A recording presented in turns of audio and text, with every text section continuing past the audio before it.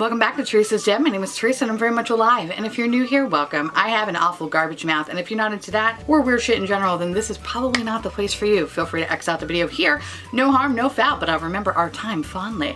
If you want to jump straight to the swatches, overall review, and all that good stuff, I'll leave a time code down below. Feel free to jump ahead. Guys, sometimes I live for secondhand embarrassment. Like, as much as I cringe and want to die on the inside, I live for it, especially when it has nothing to do with me. And this, I was reminded so beautifully on a conference call that I was recently on, and it made me so fucking happy on the inside. So basically, this conference call I was on was for fucking, it was 2 hours. And if you've never been on a conference call before, it's probably one of the things that I imagine hell is like. You're just on conference calls, meaningless conference calls. Like, that's what I imagine hell is to be like, besides, you know, getting fist fucked with a pineapple. Wow, I went there. Yep. I'm tired. Oh my god. If you have never been on a conference call before, one, you're not missing anything. It's fucking awful and boring. And there's usually too many cooks in the kitchen. There's a lot of people usually kind of talking over each other, or a lot of people that just don't know how to use the mute button, so you just hear background noise and all that good stuff. So this particular meeting that I was in was about almost 2 hours long. Fucking nightmare, right? And there was about 10 other individuals besides myself that was on this call. Now, the person that was running this meeting, well, let's call him Mark. Mark was pretty much facilitating the whole meeting, and he was just giving us updates and this and this and this and that. And at times he would ask one of us to speak, in which we would unmute ourselves and then talk and then click back mute so you don't hear any of the background noise. Now, I work in an office, I'm in a cubicle. I mean, you could hear everything. Like, you could literally hear when somebody's microwaving something, you could hear when somebody fucking sneezes. So for me, a mute button is very important, and I imagine everybody else feels the same way. So about halfway through our meeting, Mark is just like, oh, these QED reports. And he pauses, and you just hear someone go, and I fucking died of delicious embarrassment because I cannot wait to see how this unfolds. So it goes on for about a good minute and a half, and like really like loud, like fucking orgasming while they're eating food, which, by the way, if people do that or chew with their mouth open, they should be put on a rocket ship and then sent to another fucking solar system, because they are awful human beings and they don't deserve to be on this planet. But I digress. After about a minute or so, Mark says, hi, yeah, just a friendly reminder, everybody. Just please press that mute button if you're not going to be speaking. You know, you don't want to hear all this background noise. You're getting a lot of interference here. I just want to make sure that we can all understand the material. Now, and I imagine Mark did that because he wanted to be nice about it, because Mark's a nice guy. Nope, this did not stop the fucking sandwich bandit. All of a sudden you just hear even louder than before. So I was like, oh shit, someone's putting their foot down. So then Mark says again. Again, friendly reminder, everybody, just please press your mute button unless you're about to speak. We're having a lot of interference, hearing a lot of background noise. Again, he's not pointing out that it's some asshole fucking eating with their mouth open. Finally here. Listen, Mark, this is Karen. Unfortunately, I need to eat because I have very low blood sugar, okay? So please, can we just go through this meeting? And I'm like, ew, oh my god, fucking Karen. Who the fuck are you, bitch? Jesus Christ, Mark was just trying to be nice and now you fucking blow up your own spot. So then Mark goes, apologize if you are offended, Karen. It's just I want to make sure everybody hears, you know, the items that we're talking about.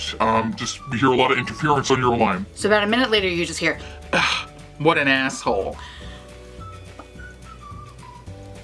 You know, Christmas came early, guys. I was so like, yes, fucking, this is amazing. Yes, finally I'm waking up for this fucking conference call. And I just hear Mark, without skipping a beat, yeah, Karen, you're just gonna want to hit that mute button. Sorry you feel that way. So then you hear Karen starting to panic, hitting everything on her fucking desk, being like, oh God damn it. And then you just hear nothing. I felt like she finally found her fucking mute button. But can I tell you, I love when shit like that happens because I live for stuff like that. It's so fucking good. It definitely made the meeting so much better. Mark went on about the meeting, everything was fine, and I think he kind of took it in good stride, but holy shit though. Anyway, that was awesome, and that was my day, and it was the highlight of my day, which is pretty fucking sad if you think about it. Yeah, pretty fucking sad. On today's video, we're going to be talking about one of the Mcgrath holiday palettes, which is the Mthrshp Sublime Bronze Temptation eyeshadow palette. Sorry, that was a mouthful. But anyway, it's this beautiful guy here, and it's the one that has the green shade in it. And I chose this one because, bitch, I love a good green. If it's not a yellow, it's a green that I love. And I really did like all the palettes that were in this collection. But honestly, I only picked up this one because there are so many different holiday collections that I want to pick up, like the Jeffree Star one. I want to pick up the James Charles Morphe palette. Even that Bretman Rock ColourPop shit, that looks kind of interesting. And then that Tarte one with the fucking yellow on it. Anyway, all my money's kind of being tied up right now, so I really only wanted to focus on buying one palette, and I purchased it during the Sephora Rouge sale, the 20% off one. So that's why I picked this guy up. Not to say that the other palettes didn't really intrigue me, but this was probably the best out of the three. So before I get into my overall thoughts, let me read you a little bit about this palette. Succumb to the seduction of 6 illicit iconoclastic shades ranging from glamorously guilty gold to wondrously warm matte neutrals, sparked by the tantalizing temptation of a single shimmering bronze rose. Gild, glamorize, and glorify your eyes with this erotic elegance of arousingly smooth formulations that glide on effortlessly, uninhibitedly, exhibiting incendiary shine and licentious luxury, slay with style and splendor in a sublime texture and finishes, entrancing all whom you encounter from dusk to dawn and beyond. So by the way, I probably fucked up some of the words there, and fucking school me down below if I said something incorrectly, but honestly, Pat Mcgrath, I love her eyeshadows, I really do, but sometimes her fucking description on things, I'm like, I don't need to have 6 words basically saying that I'm a fucking slut. Just call me a slut. I'm okay with that. Anyway, so this is off to a great start today. All right, this palette right here.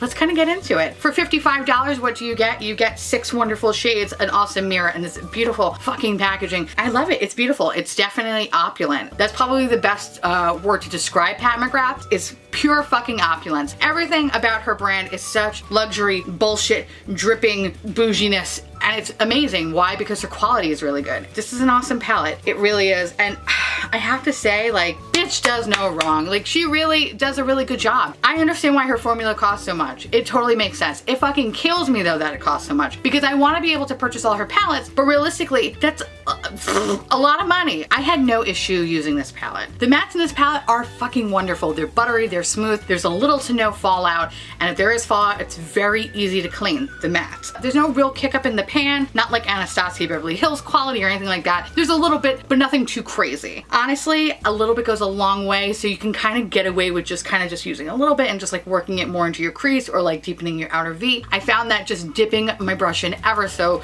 slightly created so much pigment. It was awesome. And it's really easy to work out and blend out. There was no patchiness, there was no harsh lines, there was nothing. Like, her matte shades are probably some of the best out there. It's pure perfection. I love every second of it. Her shimmers, gorgeous. I love her shimmers. They are good wet or dry, which is not very common because I feel like a lot of times shimmers are usually more enhanced when you use some setting spray or some glitter glue or some sort of a tacky base. But no, these bitches, they will look exactly the same whether they are wet or dry, which is fantastic. Now, this palette doesn't have any of the kind of cool, fun, space-agey eyeshadows that you have in the big Mthrshp palette, so kind of keep that in mind if you were kind of thinking about getting this palette or the bigger palette. The bigger palette has that Star Trek Next Generation feel and has like those amazing sparkles. This, no, it's more shimmers or duochromes, which still is very fucking pretty. So if you can't afford that eyeshadow palette, but you want something from Pat Mcgrath, I think this is a nice consolation prize. And I even hate saying it's a consolation prize because it's not. Owning this is actually something special. This is a very good product. The duochromes in this,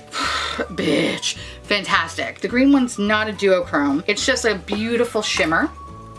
I was trying to think like what could be a potential good dupe, and unfortunately I couldn't really find anything. The Pat Mcgrath shade is actually the one in the middle, and these are kind of close in terms of dupes, but not quite. Like, you can tell something's slightly off. So this one is a ColourPop Super Shock shadow in the color Donna, which I'm not even sure if they even make anymore. Just a heads up, because I feel like I purchased this a while back and I haven't seen it since. Might be a close dupe to the Pat Mcgrath shade, a little bit, not quite. Maybe if I mix this with something else, I could kind of attain that color, but whatever. Anyway, this one is the shade Throne from the ABH Prism palette, and not so much this part of the shade, but like the top portion here kind of looks similar. So those are the only 2 other shades I found in my collection that kind of look similar. I was really hoping that I could find something. It kind of just shows that Pat Mcgrath is a fucking unique brand and has unique shades. And it's like really fantastic that that is like a green that speaks to itself. It actually kind of reminds me of that Dose of Colors green that I Love Sahari or whatever, that palette that I loved, but unfortunately I returned because I couldn't justify one eyeshadow for $35, so that's why I returned it. However, I've always been thinking about it. It's like my white whale.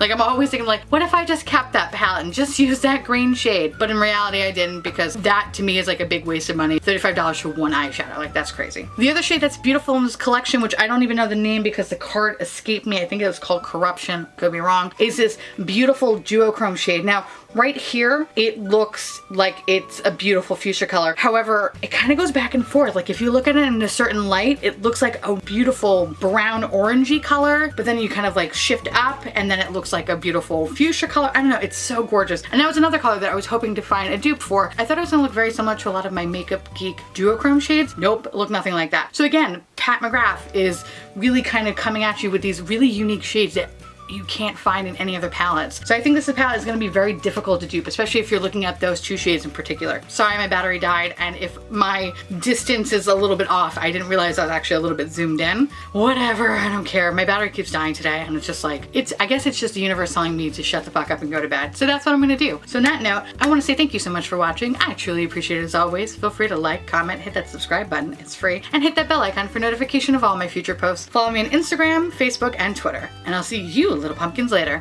Bye.